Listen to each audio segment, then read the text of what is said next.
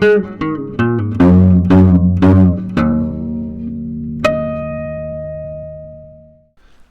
hey everybody, I'm the Crockett Cooner, and this is the Crockett Coonhound Show, and this is Fireside Chats with the old Cooner.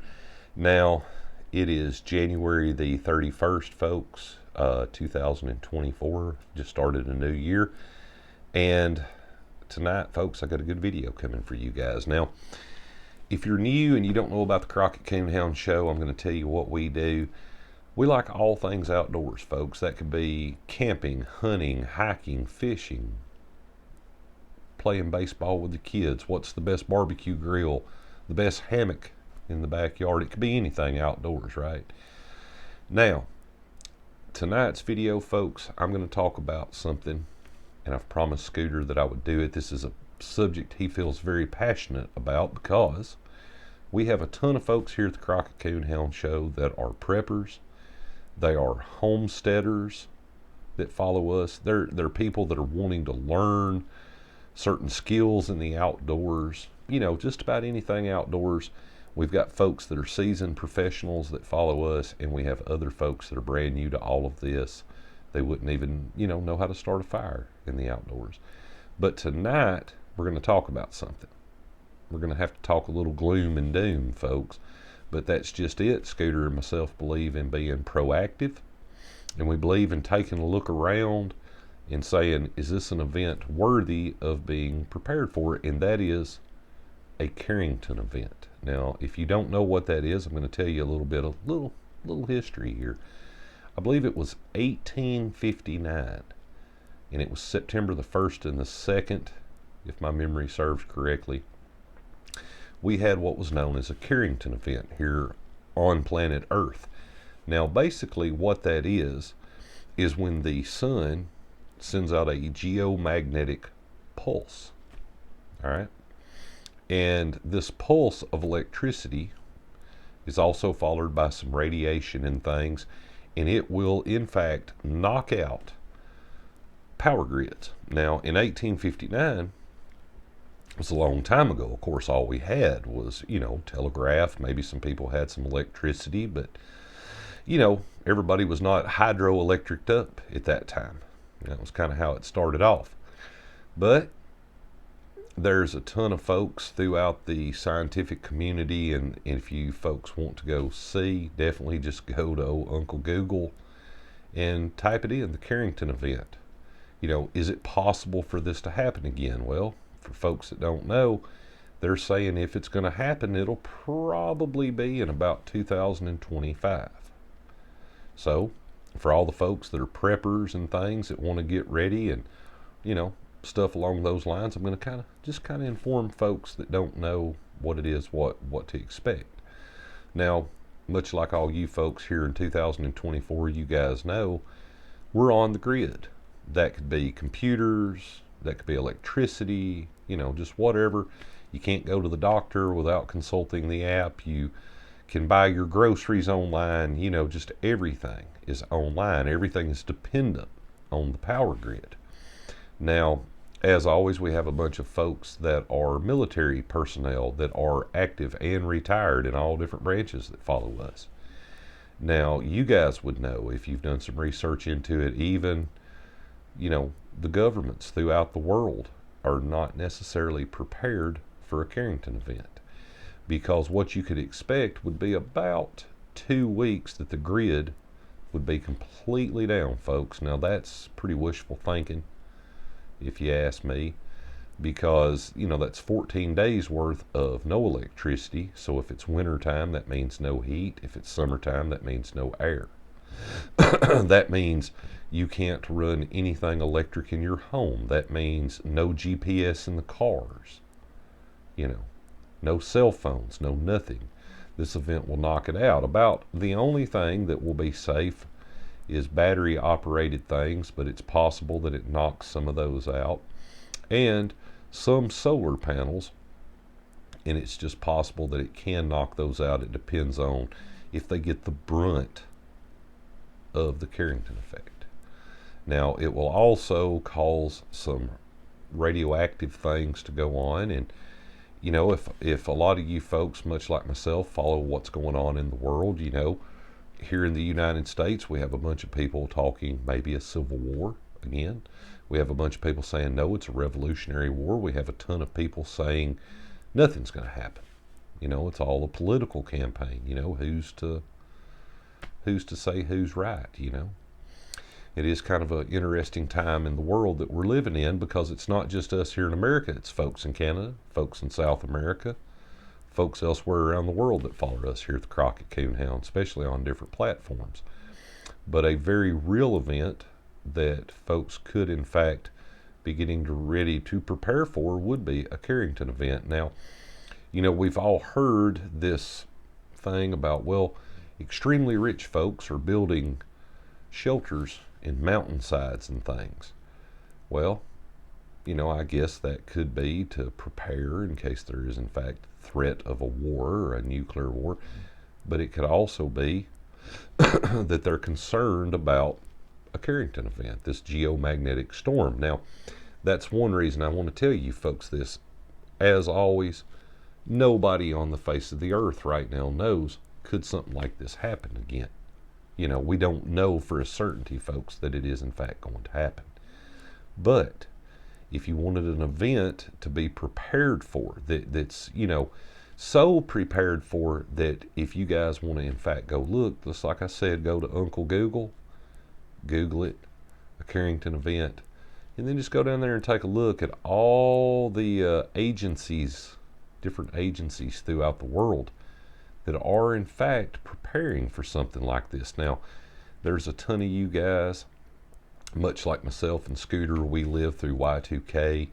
For our younger followers, if you don't know about that, everybody was concerned when the computers rolled from 1999 to 2000 that they wouldn't reset, that the grid would go down. But unfortunately, there really wasn't that much of a problem.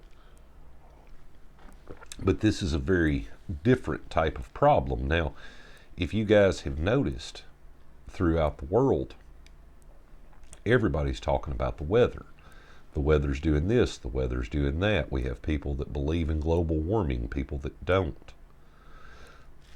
But who's to say?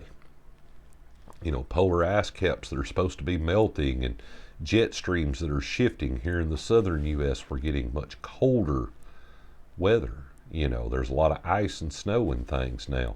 They've already mentioned on some major news stations that further north, Washington, Pennsylvania, you guys will in fact be experiencing more ice than snow. So the exact polar opposite of that would be if we got this big discharge from the sun that will in fact cause a Carrington event that will, you know, knock the grid out for a minimum of 2 weeks. And that even means like some of the government agencies and everything else. So now, as always, like I said, here at the Crockett Coonhound Show, we have a ton of folks that are preppers and things. So let's get into this a little bit. Let's talk about this. Now, folks, I'd like to do a whole video for you guys on prepping and being prepared. Now, for those of you that have followed us, you know that I talk about refurbishing cast iron skillets, how you can cook on an open fire with those, you know, what to prepare with and things. But, you know, something that Scooter and myself were talking about this morning here, kind of in a business meeting. You know, everybody wants the old canned food. Well, then there's nothing wrong with that. You know, you go, you find a can of food that's just been brought to the store. On things like tomatoes that have tons of salt in them, you've got at least a good year. You know, good year for this. Well, let's talk about something else. Let's talk about things that you could have. Cans of beans or dried beans. You know, it only takes just a little bit to rehydrate a dried bean. It seems to be much lighter than a can. It seems that one bag of beans holds more than a can of food does. You know, just kind of an idea of something to think about. Because now, whenever this event, and this is a big if, we don't know if it's going to happen or not, but if the Carrington event was in fact going to happen, you know, there is the possibility of just sheltering in place. But if it took longer than 2 weeks, what if it took 2 months? But now here's the the fact that is upsetting. This is why I'm doing this for Scooter. He'd like for me to mention it to you folks. He'd like to get the word out there, not to cause a panic, but to teach folks to be proactive and aware. It has been speculated that those particular types of events can go on, some scientists believe, for a period of at least 2 years. So 2 years worth of the grid going down, no electricity. It would be like going completely back in time, and it can also basically fry wires on things. It depends on how strong the pulse is. So not only if they got the grid back up and going, it might be your home, apartment, car, whatever, the wires and things would literally just be shot. So it might take us quite a while to recover, worldwide from such a thing, which leaves defense forces and things for your particular country down. We would all be in it together, As we talk now, we communicate differently. You folks are watching me on the internet, and that is why Scooter and myself do, in fact, have the Crockett Coonhound Show. That's a whole lot of it. Outdoors, survival, preparedness, being proactive, knowing how to do something, because, folks, if the grid goes down, hopefully you can, in fact, remember this video. Maybe you've studied some of mine and Scooter's work where we're talking about how do you fish, what do you fish with, when do you fish with it, how do you hunt, how do you track game, because it wouldn't take long before you notice that the stores and the supply chains and things would in fact be down. And this is an event, a Carrington event would in fact be something that would, impact all of us globally. So that's really a concern and something to be thinking about. Now, I just wanted to make a small little video here to tell you guys about it. Now, for the folks that are talking, sheltering, right? Sheltering. Now, we have a ton of folks throughout the world, especially here in the U.S., that have, bunkers and things that have been built in years past. They were built for threat of war in World War II and things like that. They were built during Korea and things. People were unsure. So especially on the west coast of the United States, we have a ton of folks that already do, in fact, have a bug out shelter.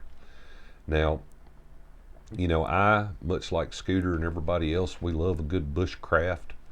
We love you guys that are out there, building a cabin, showing how to build lean-tos and things. We can show you all that also. But the thing is, folks, is in an event such as in Carrington Event, one of the safest places would somewhat be underground. Now, much like you guys. Now, I think y'all are all pretty smart individuals. I think a lot of people are thinking cave. Well, here's a good thought. The Indians, Pueblo Indians and things, they did in fact live up in caves. It depends a whole lot on the particular type of chert, rock, and things that are around. Because a lot of folks don't know that if you do in fact shelter up against a cave and get the fire hot enough and it's cold enough outside, the outside atmosphere, and you build a fire in there, it can cause some of that rock to shift and let go and fall. And nothing would be worse than laying in the woods in the middle of the night in a cave and you heat the rock up above you and it falls on you, or even worse, it caves you in. Now, that has happened a few times to a few different people, and that's some of that outdoor knowledge that a lot of folks, in fact, don't even know. But, just wanted to kind of make you guys a little video here.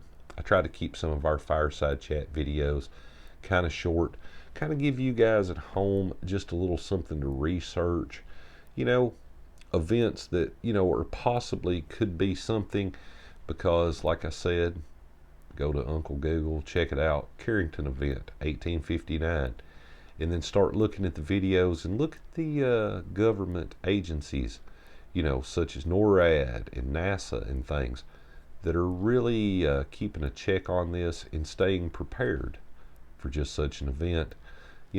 Consult different sources and things about what to do in this type of event.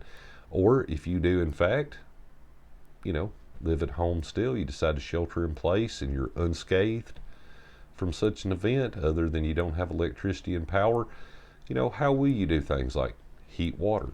How will you do things like see at nighttime inside your home in the middle of the winter when the stores start running out of flashlight batteries and stuff?